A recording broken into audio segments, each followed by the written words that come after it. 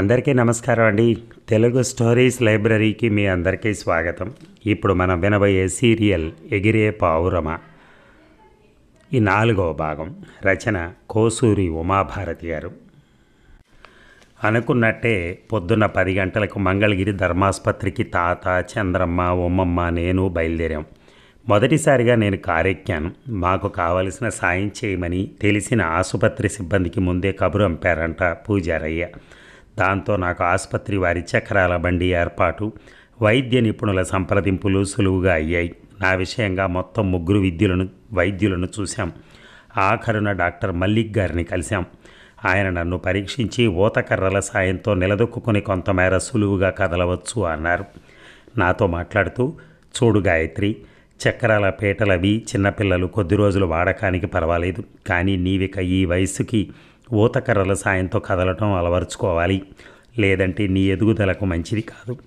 వెన్నెముకతో పాటు కదలిక మరింత స్తంభించే అవకాశం ఉంది. అసలు ఇప్పటికే నువ్వు కర్రలు వాడుతూ ఉండవలసింది అంటూ సమయం తీసుకుని నాకు ఆరోగ్యం పట్ల ఉండవలసిన సామాన్య శ్రద్ధ గురించి వివరించారు. నన్ను ఉమ్మమ్మని తన ఆఫీసులో కలవమని చెప్పి వెళ్ళారు డాక్టర్ గారు.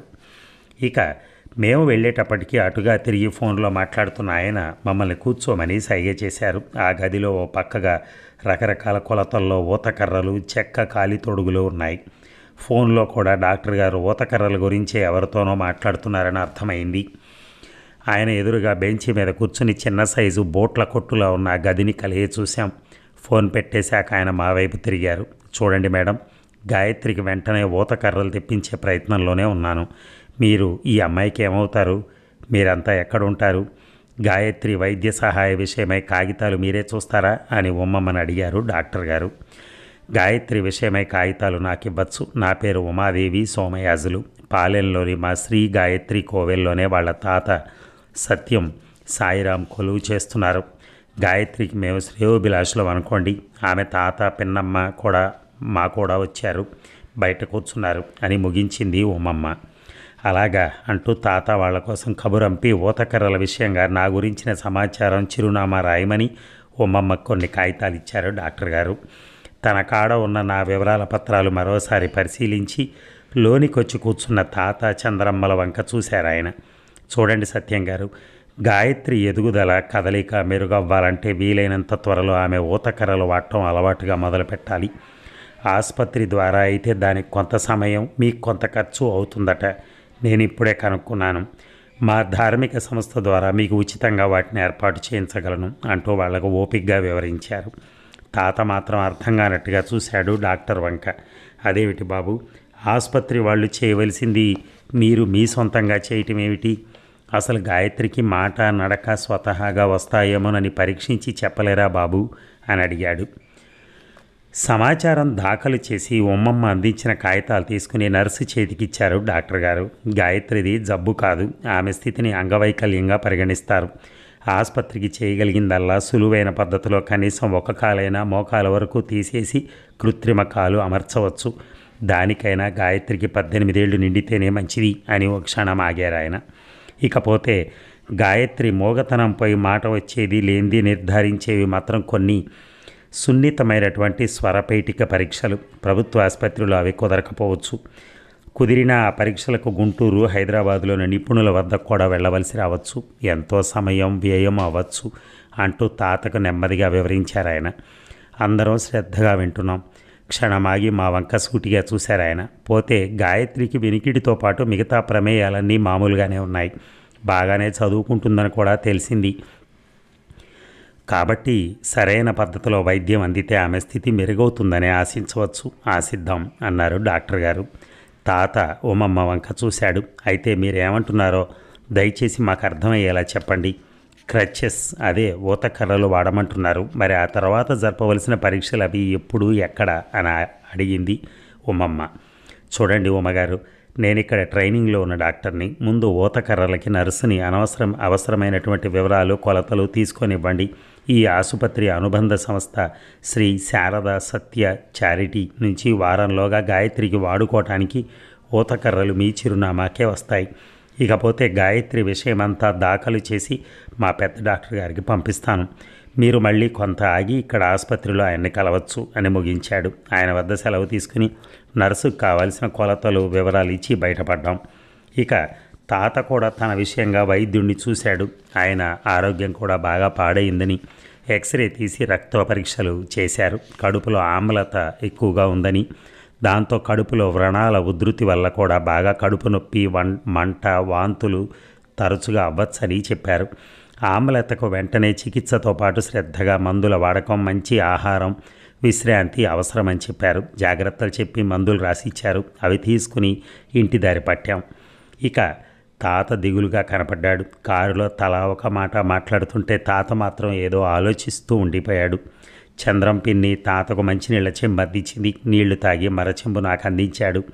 గాయత్రి విషయంలో డాక్టర్ గారు చేసే సాయం ఏదైనా మంచిదేమోమమ్మ.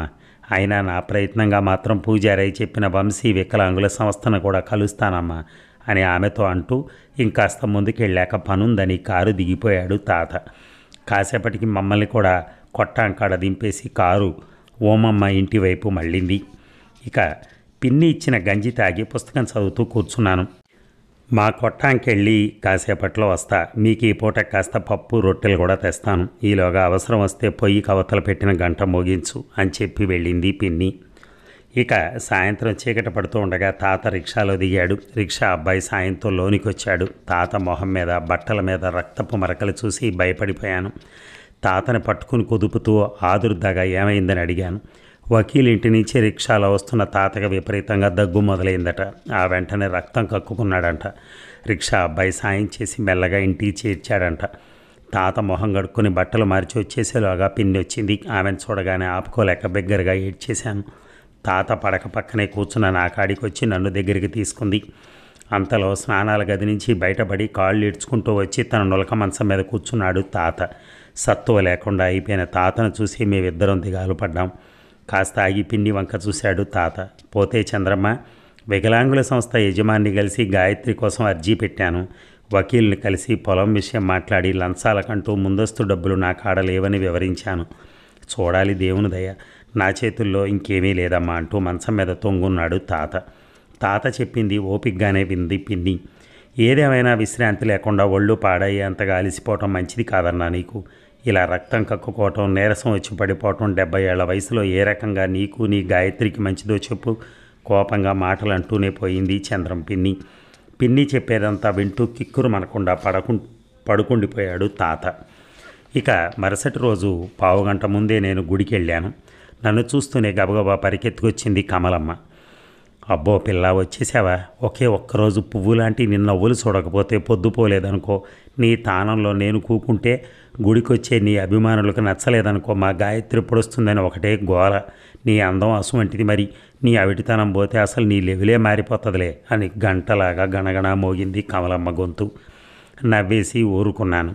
పూజ సామాను సర్దుతూ నాతో మళ్ళీ మాట కలిపింది కమలమ్మ. ఈసారి నా విషయంలో డాక్టర్లు ఏమన్నారని అడిగింది. తాత ఎందుకు రాలేదని అడిగింది. నాకింకా వైద్య పరీక్షలు ఉంటాయని, తాత కొంట్లో బాగోలేక రాలేదని చెప్పాను. నేను చెప్పిన వివరాలు చాలేదా ఆమెకి? మీ తాత కనపడ్డప్పుడు అడిగి తెలుసుకుంటాను, నీకేం తెలుస్తుందిలే చిన్నపిల్లవి అంటూ కాస్త విసురుగా అవతలకు వెళ్ళబోయింది.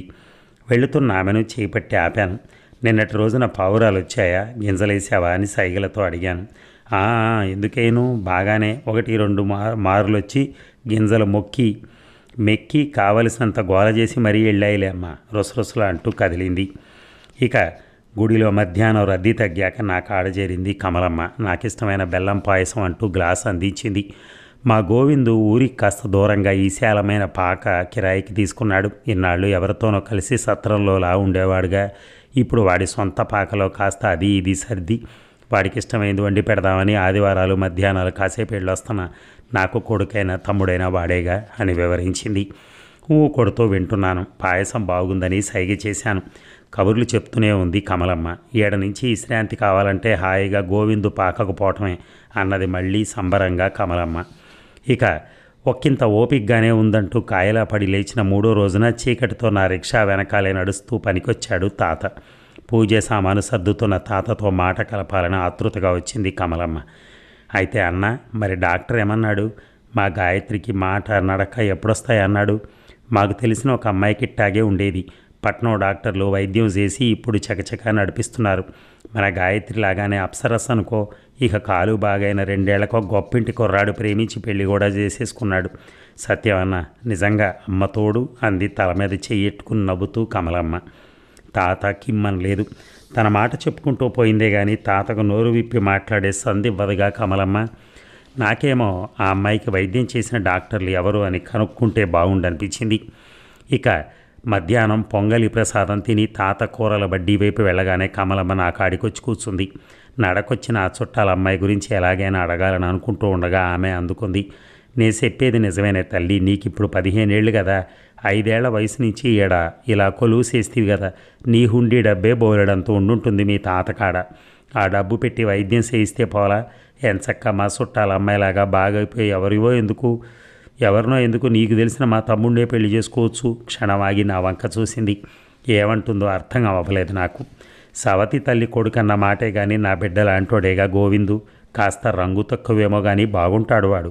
ఆటో కూడా చేతికొస్తే రాజాలా సంపాదిస్తాడు. వాడు ఒప్పుకోవాలే కానీ మంచి మొగుడవుతాడు నా తమ్ముడు. నోటికొచ్చింది అంటూనే ఉంది కమలమ్మ. నా తల గిర్రం తిరిగినట్టు అయింది. నా కాళ్ళ వైద్యం నుంచి పెళ్లి వరకు వెళ్ళిపోయిన కమలమ్మ మాటల్లో నిజం ఉందా అనిపించింది. ఆలోచనలో పడ్డాను. అసలు ఈ బుర్రలేని పెళ్లి మాటలు ఏమిటి పిన్నికి తాతకి, అందుకే నచ్చలేదేమో కమలమ్మ తీరు అనుకుంటూ ఉండగా, ఏమోలే నువ్వు ఆ నోరిలోని దానివి, ఇలాంటి విషయాలు మీ తాతతో ఎలాగైనా నువ్వే తేల్చుకోవాలి. నిన్ను చూస్తే చాలా కష్టంగా ఉంది. వైద్యం చేయిస్తే మామూలు మనిషే చక్రం తిప్పగలవు నువ్వు అంది కమలమ్మ మళ్ళీ బిగ్గరగా నవ్వుతూ. ఆమె మాటలకు ఆశ్చర్యపోయాను. ఎప్పుడూ ఏదో ఒకటి ఇట్టాగే మాట్లాడుతుంది. అయ్యో నీతో మాటల్లో పడి మరిసిపోయా అయ్యా. ఇవాళ ఆదివారం కదా, ఈ సమయానికి మా తమ్ముడు వచ్చి ఉంటాడు. వాడి పాక వరకు వెళ్ళి గుడి తెరిచేలోగా 4ంటికి అంతా వస్తానే అంటూ రిక్షా ఆగే చోటు గుడి వెనక్కి పరుగు తీసింది కమలమ్మ. ఇక బయట సన్నగా తుప్పరపడుతోంది. ఇంకా తెల్లారలేదు. ఈ మధ్యనే నా కోసం తాత వేసిన కొత్త పరుపు మీద బాగా నిద్రపడుతోంది. అయినా చీకటితో లేచి కూర్చున్నాను. పరీక్షల భయం పట్టుకుంది. 4 రోజుల్లో మాస్టారు పెట్టబోయే పరీక్షలు మునపటి కన్నా మెరుగ్గా రాయాలంది ఉమ్మమ్మ. చదువుతూ ఆలస్యంగా తొంగోవడంతో బద్ధకంగా ఉంది. తాత లేచాడో లేదో తెలియలేదు. పడక మేంచి లేవబోయాను. కొట్టం తలుపు తెరిచిన చప్పుడైంది. చూస్తే చేతిలో ఎర్రమందార పువ్వులతో పిన్ని లోనికొచ్చింది. లేరా గాయత్రి, ఇవాళ అట్ల తద్ది, త్వరగా లేచి స్నానం చేసి తయారవ్వు. తాత కొట్టించిన కొత్త పరికి నీ ఓణి వేసుకో. నీ తలదూపి 2 జడలు వేద్దామని వచ్చాను. నీ జుట్టు పెద్ద పని కదా, టైం పడుతుంది అంటూ నా ఎదురుగా చతికిలబడింది పిన్ని. రాములు వెళ్ళిపోయాక పండగలప్పుడు తప్పనిసరిగా నాకు 2 జడలు వేస్తుందామె. పొద్దున్నే గుడికి రిక్షా అల్లంత దూరం ఉండగానే సంతోషంగా ఎదురొచ్చింది కమలమ్మ. నాకు చేయి అందిస్తూ, ఈరోజు అట్ల తద్ది, ఆడపిల్లల పండగ, పిండి రుబ్బి అట్లు వేయలేను కానీ మధ్యాహ్నం బయట హోటల్ నుంచి మనకు అట్లు తెప్పిస్తాను గోవిందుతో అంది సంబరంగా కమలమ్మ. ఒక్కోసారి కమలమ్మ చేసే హడావిడి తలనొప్పిగా ఉంటుంది నాకు. ఇక అట్ల తద్ది అనగానే రాములు గుర్తొచ్చి దిగాలుగా అనిపించింది. ఈ చిన్నారి ఆడపిల్లకి నా అట్ల తద్ది బహుమానం అంటూ నాకు జడలల్లి ముస్తాబు చేసేది రాములు. సొంత అక్కల ప్రేమగా చూసుకునేదని గుర్తొచ్చింది. రోజులాగే పావురాలు వచ్చి అరుగుల ముందు నిలబడ్డాయి. రాముల్ని మరింత జ్ఞాపకం చేసేలా పాల నురుగు లాంటి తెల్లని గువ్వలు 2 వచ్చాయి. 4 పిడికిళ్ల గింజలు వేసి వాటిని గమనిస్తూ పూల పని ముగించాను. పూల బుట్టల కమలమ్మకి అప్పజెప్పాక కుంకుమ పొట్లాలు కడుతూ కూడా రాములు గురించి ఆలోచిస్తున్నాను. పావురాలు గింజలు తిని ఎగిరిపోవటం కూడా గమనించలేదు. ఈ పొద్దు గుడికి జనం రావటం కాస్త తక్కువగానే ఉంది. చదువుదామని పుస్తకం చేతిలోకి తీసుకున్న మనసు పెట్టలేకపోతున్నాను. గాయత్రి, ఏమీ సంగతి, చదువు మీద శ్రద్ధ తగ్గిందా? పుస్తకం ముందు పెట్టుకుని పరధ్యానంగా ఉన్నట్టున్నావు. లేక అట్ల తద్ది రోజున రాముల్ని తలుచుకుంటున్నావా అంటున్న ఓమమ్మ గొంతు దగ్గరగానే వినిపించింది. ఆమె వచ్చినట్టు కూడా నేను గమనించలేదు. పర్సులోంచి చాక్లెట్లు తీసిచ్చి నా పక్కనే కూర్చుందామె. నాకు కూడా రాములు ఎంతగానో గుర్తొస్తోంది. పాపం ఆమె జీవనం ఎలా ఉందో అక్కడ అంది ఓమమ్మ రాముల్ని తలుచుకొని. నువ్వు మాత్రం శ్రద్ధ పెట్టి చదువు. లెక్కల్లో మంచి మార్కులే వస్తాయి నీకు. మిగతా సబ్జెక్ట్స్లోనూ మెరుగ్గా రావాలి.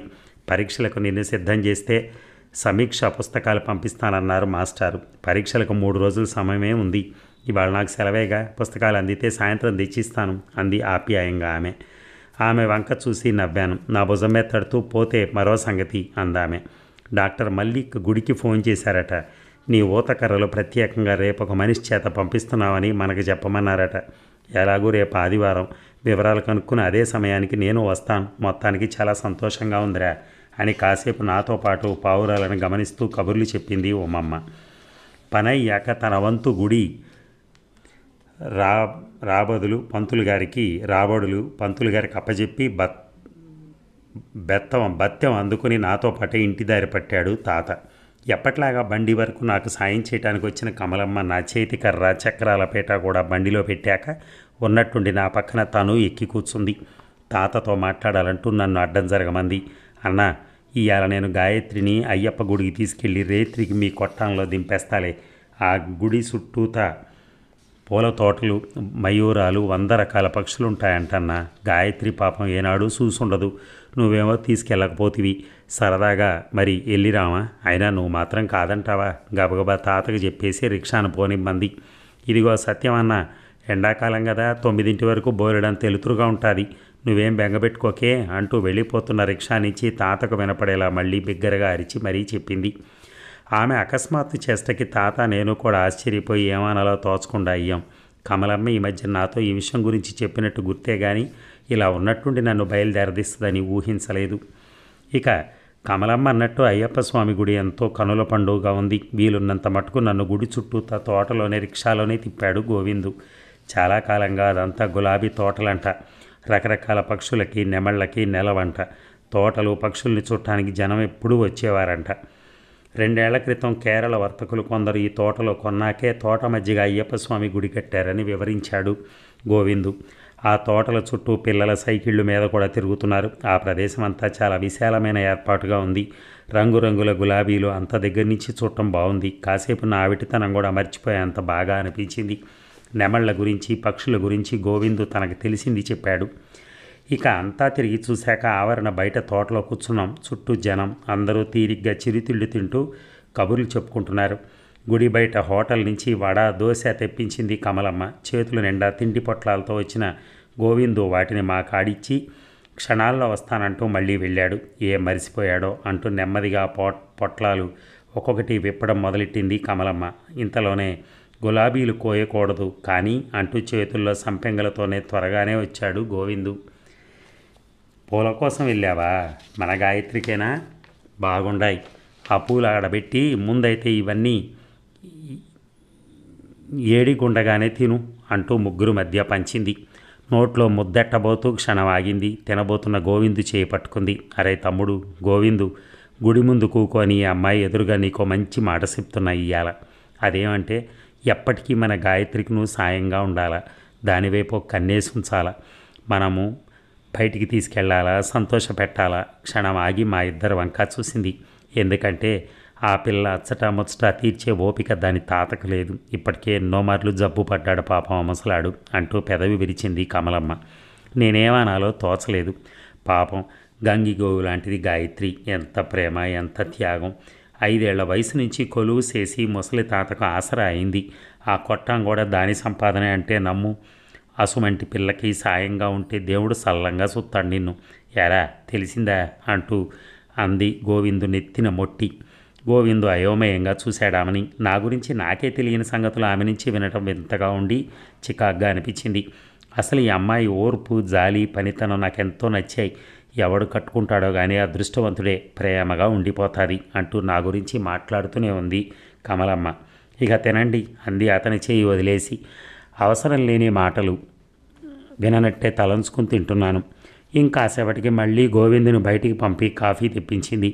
గాయత్రి, ఇప్పుడు నీకేమో నాకు తెలిసిన అట్ల తద్ది కథ చెప్తాను అని మొదలెట్టింది కమలమ్మ. అసలు మా ఊళ్ళల్లో అట్ల తద్దినాడు తెల్లారుజామున లేస్తారు. అన్నము, గోంగూర పచ్చడి, పెరుగుతో కడుపు నిండా తింటారు. అట్ల తద్దోయ్, యారట్లోయ్, ముద్దపప్పోయ్, మూడట్లోయ్ అంటూ అరుస్తూ ఇరుగు పొరుగు స్నేహితులతో కలిసి ఆటలాడతారు. చెప్పటం ఆపి కాస్త కాఫీ తాగింది. నేను వింటూ మధ్యలో కాస్త అలవాటు లేని కాఫీ తాగాను. బాగుందా అని అడిగింది. అవునని తలాడించాను. మళ్ళీ చెప్పడం మొదలెట్టింది. అమ్మవారికి మొక్కులు మొక్కి 9 అట్లు నైవేద్యంగా పెట్టి 9 అట్లు వాయనాలిచ్చి 9 పువ్వుల ముడితో చేతికి తోరం కట్టుకుంటే మంచి మొగుడొస్తాడంట అని. ఇవన్నీ నేను కథలుగా విన్నవే, ఏనాడు చేయలేదంటూ పెద్దగా పగలబడి నవ్వింది. అక్క, ఏంది ఆ పిచ్చి నవ్వు? అందరూ మననే చూస్తుండారు, ఇక ఆపవే. గొడవ పడ్డాడు గోవిందు. తినటం ముగించి ఇంటి దారి పట్టాం. దారిలో గోరింటాకు ముంత ఒకటి కొనిచ్చింది నాకు. ఈ యాత్ర దోస భోజనం నీకు మా అట్ల తద్ది బహుమానం అనుకో అంటూ మళ్ళీ పెద్దగా నవ్వింది కమలమ్మ. ఇక నేను కొట్టాంకాడ రిక్షా దిగేటప్పటికీ వాకిట్లో తాత పిన్ని ఉన్నారు. కమలమ్మ నాతో పాటు లోనికి వచ్చి కొట్టమంతా తిరిగి చూసింది. ఇదిగో అన్న, గాయత్రిని సంపెంగ పూలతో సహా క్షేమంగా తిప్పి తెచ్చాం. ఇంతటి ఆనందాన్ని ఎప్పుడూ చూడలేదు ఆ పిల్ల. గాయత్రిని అడిగి చూడు సత్యం అన్న. ఆశ్చర్యంలో ఆనందంలో మునిగి తేలిందనుకో. ఈ ఏళ అట్ల తద్ది కూడా నాయ్. బయట తిని మరీ వచ్చాం, నేను మళ్ళీ వస్తాలే అని బయటికి నడిచింది. కాళ్ళు చేతులు కడుక్కొని బట్టలు మార్చుకుని నేను పడక మీద చేరాను. నిద్రపోయే ముందు తాతొచ్చి పుస్తకాల సంచి నా తలకాడ ఉంచాడు. నీకోసం ఇవి సమీక్ష పుస్తకాలంట, ఉమ్మమ్మ చెప్పమంది. రేపు 2ంటికి నీ కాడికొస్తానందమ్మా. నీ ఊతకర్రలు కూడా వస్తాయటగా, ఇక నిద్రపోరా అని తల నిమిరి వెళ్ళాడు. నాకు పుస్తకాలు ఇవ్వటానికి నేను వెళ్ళాక మళ్ళీ వచ్చిందన్నమాట ఉమ్మమ్మ అనుకుంటూ ఆ కాస్త వెలుతురులోనే పుస్తకాలు తిరగేశాను. ఉత్సాహంగా అనిపించింది. ఇక తెల్లారక మునిపే దూరంగా చంద్రం పిన్ని మాటలు వినపడ్డాయి. కళ్ళు నులుముకుని అటుగా చూశాను. వాకిట్లో కాళ్ళు జాపి కూర్చుని తాత టీ తాగుతున్నాడు. పిన్ని తాత పాదాలకు నూనె రాసి కాళ్ళు పడుతోంది. ఏమోనే చంద్రమ్మ, ఆ కమలమ్మ తీరు నాకు నచ్చలేదు. ఆమె గుణం ఎలాంటిదో చిన్న తల్లికి వివరంగా చెప్పటం ఎలాగో తెలియటం లేదనుకో. బిడ్డ పతనానికి దారి తీయకుండా ఉంటే అంతే చాలు. బిడ్డకు సత్యదూరమైన విషయాలు చెప్తూ ఉండాలి. ఆ కమలమ్మ తీరు మాటల గాలిడి చూస్తుంటే చిన్నదాని మనసు పాడు చేస్తుందేమో అని భయంగా ఉంది అన్నాడు తాత. అంతేకాదే చంద్రం, జబ్బు పడి నేను పనికి వెళ్ళనప్పుడు గుడి ఊడ్చే పని ఆమెకి ఎక్కువైంది కదా. అందుకు గాను పంతులు గారు అదనంగా ఇచ్చేది కాక మరో 50 రూపాయలు నన్ను ఇవ్వమని అడిగింది. పూజారయ్య వరకు వెళ్ళింది విషయం అన్నాడు హైరానాగా తాత. ఆమె డబ్బు మనిషిని తెలిసిందే కదన్నా. మాంసాలు నీసులు తినటం, ఆదివారాలు కళ్ళు తాగడానికే డబ్బంతా ఖర్చు పెడతారులా ఉంది గోవిందు కమలమ్మ కూడా. అప్పుడెప్పుడో ఆటో కోసం అర్జీ పెట్టాడు ఆ అబ్బాయి. 2000 బ్యాంకులో చూపెడితే వెంటనే ఆటో రిక్షా ఇస్తామని ఆఫీసర్ కబురెట్టినా జవాబు ఇవ్వడంట అంటూ తైలం సీసా అందుకుని లోనికి వచ్చింది పిన్ని. ఇక వాళ్ళిద్దరికీ కమలమ్మ అంటే ఇష్టం లేదని అర్థమైపోయింది. కమలమ్మ అంటే నాకు అంతగా ఇష్టం లేదు. మాట తీరు కూడా బాగోదు. కానీ నాకు బయట నుంచి జిలేబీలు తెచ్చిపెడుతుంది. ఎప్పుడు నేను అందంగా ఉన్నానంటుంది. నిన్న చిత్రమైన పక్షుల్ని, అందమైన గులాబీ తోటల్ని చూపెట్టింది. ఇడ్లీ దోశ తినిపించింది. ఊరంతా తిప్పుతానంది. నాకు సాయంగా ఉంటామంది. నయా పైసా ఖర్చు లేకుండా గోవిందు ఎన్నో మంచి స్థలాలు చూపెడతానంది. ఇంకా నా అవిటితనం పోవాలని చాలా కోరుకుంటోంది. సినిమాలు కూడా చూపిస్తానంది అనుకుంటూ పడక మీద నుంచి లేచాను. ఇక ఆదివారం మధ్యాహ్నం 1 గంట దాటింది. గుడిలో భక్తుల రద్దీ సద్దుమణిగాక గోవిందు పాకకు బయలుదేరిపోయింది కమలమ్మ. నాతో పాటే కాస్త పొంగలి ప్రసాదం తినేసి కూరగాయల బడ్డీ వైపు వెళ్తున్న తాతకి కారు దిగి గుడి ఆవరణలోకి వస్తున్న డాక్టర్ మల్లిక్ ఎదురుపడ్డారు. నేను కూర్చున్న కాడి నుంచి డాక్టర్ గారి వెంట ఒక పెద్దావిడ కూడా రావటం అగుపడుతోంది. వారి వెనకాలే మరో స్త్రీ, చేతుల్లో పొడవాటి ప్యాకేజీతో డ్రైవర్ కూడా ఉన్నారు. మరి ఈ భాగం ముగిద్దామా? మళ్ళీ రేపు కలుద్దాం. Thank you.